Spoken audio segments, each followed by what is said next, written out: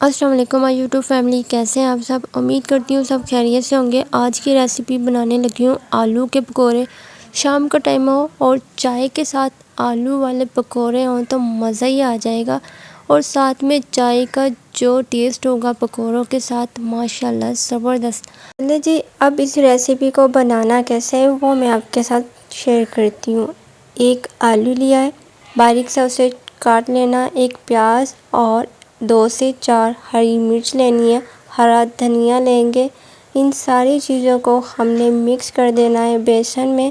और बाकी जो चीज़ें इसमें जाएंगी वो है मेथी, थोड़ी सी हल्दी डालेंगे और आधा चम्मच लाल मिर्च, और इसमें जाएगा नमक हस्ब ज़रूरत। सूखा हुआ धनिया जिसका पाउडर बना लिया था वो डालेंगे 1 चम्मच, और 1 चम्मच जाएगा गरम मसाला।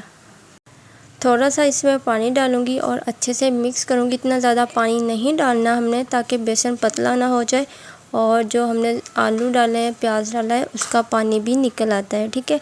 अब इसमें घी गर्म होने के बाद हमने इसमें डाल देने हैं पकोड़े, और बिल्कुल हल्की आंच रखेंगे। और ज़बरदस्त सी खुशबू आ रही है, बहुत ही मज़े के पकोड़े बनने वाले हैं। और शाम की चाय के साथ इस तरह की चीज़ें तो बहुत ही टेस्टी लगती हैं।